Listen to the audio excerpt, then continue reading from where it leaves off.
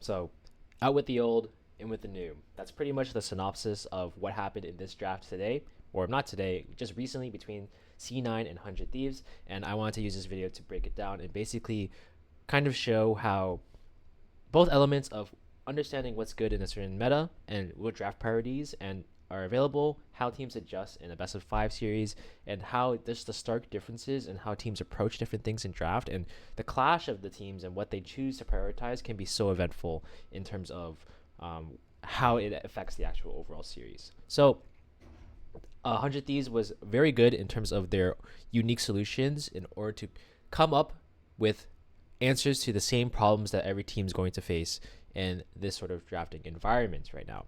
So let's go through each of the games.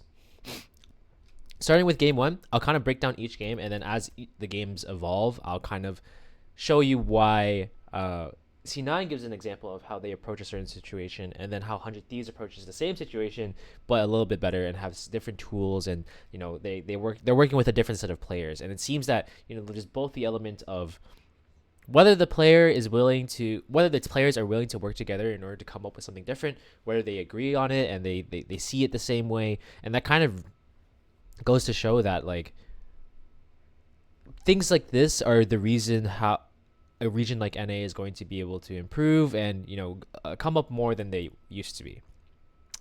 So understandably, a lot of these bans are a lot of the priority picks, I would say, on this patch until we see the rise of the sort of fearless draft come more and more into fruition. This is generally what we're going to see throughout the series, with a couple of minor adjustments here and there as each game progresses.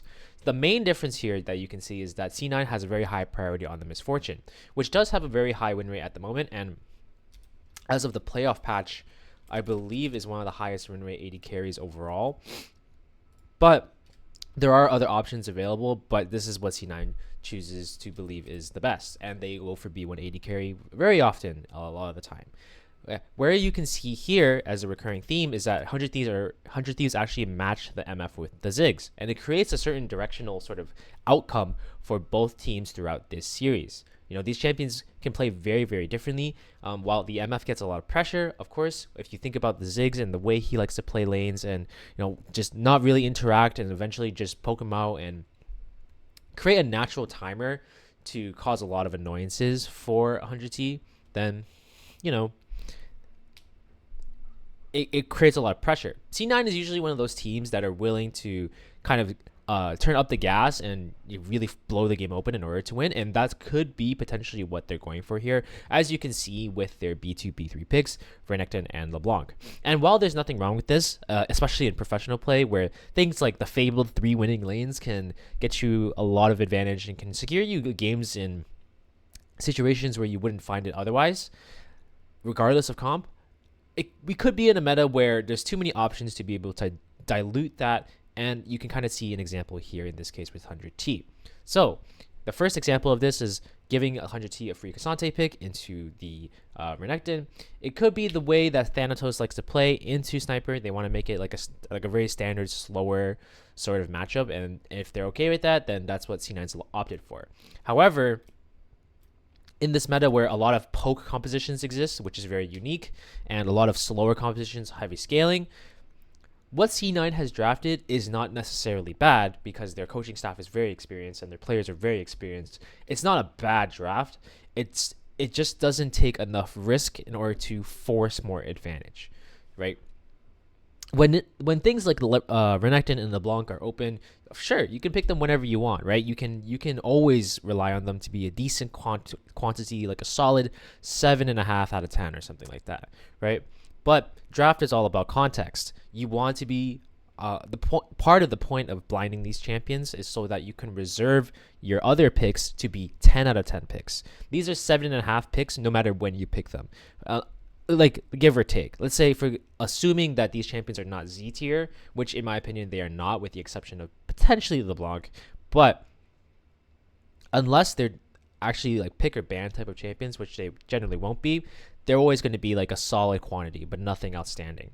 Outstanding picks are ones that come up from context of the situation and draft and allow your team to really counter what the other team has to bring to the table. So, for example, in this case, the heightened front line of the 100T comp combined with the poke makes it such that C9's sort of high octane, tempo based but very flat damage focused composition is not necessarily as effective as it could have been if had they have waited for other picks to kind of gain more counter pick advantage and increase the value of each pick, right? They ended up picking things like Nidalee Alistair, which are also generally like vacuum picks that are pretty decent in most situations as well. And, you know, it doesn't really gain that much. And that's the main theme of this draft, right? C9 are technically on a timer, and 100 Thieves have been given all the resources they can in order to basically stall out for that timer. And you can kind of see it. 100T are not pressed at all to cause any chaos. They can just slow down the game. And although it's not like C9 is not a bad team at creating these advantages and causing more chaos, it's just like there's only so much you can. The situation is only so malleable, right? That's kind of the name of the game here. Game 2, it gets pretty funny because we're in an economy where B1 Nasus is actually a thing. And I don't think I've ever seen a meta like this where this is like so prominent. I'll break this down real quick though, because basically the premise behind it is that we're in such a unique meta of mid laners that conveniently Nasus suppresses pretty much every mid and potentially even some top matchups, given the fact that he can counter a lot of the AD carries thanks to his slow, right? And we also happen to be in an economy where a lot of AD carries are being played in the mid lane. A couple of them are banned in this case because we see Ezreal gone and Azir as like the attack speed magic damage version being also gone. But there's a lot of great champions in mid laning that are basically diluted by a champion like Nasus. And it creates a really, really weird environment that I've seen. And it creates for a very unique draft in this case as well. C9 go for a little bit of a different take in this case. In order to deal with the Ziggs, they just opt for full forward. I kind of like this sort of different direction, right? They're a very experienced team. They understand that if they need to make an adjustment, they will. So they ban the MF and then they go for the Kaisa comp instead, right? Since it didn't work last time. Where it gets pretty funny, I'd say, is that 100T, I think, do a minor fumble in this case with pick like the Vi on 4 against such a slippery and like well-equipped comp like C9s, as well as champions like the Nautilus and the Renekton. They probably could just feel obligated to kind of push their important picks a little bit further back. And while that's totally okay, where it gets really spicy is this Garen pick on R5.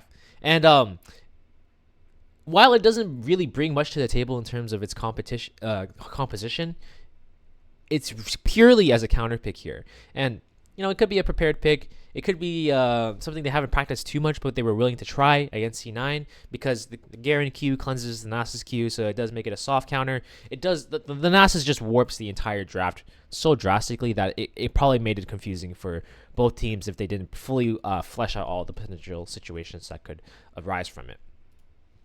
And basically, it just turned the game into a shit show where it's still an advantage for C9 because of the fact that you forced 100 Thieves to pick a champion that's so whack that, you know, it's to their detriment. And in this case, this is where they would garner more of an advantage. But I would say it's less of an advantage, but more so 100T just giving them Nasus and then seeing what happens. So that basically is what happened there. Game 3 is like quite the Ziggs crutch every game. This is what I mean by the variance in what these teams prioritize. And it just kind of shows every game what options like a team like C9 has versus what a team like 100T has.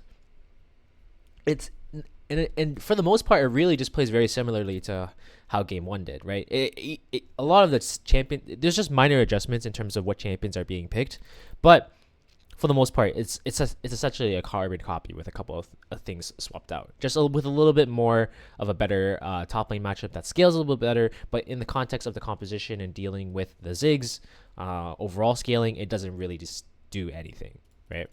So, with that being said, C9,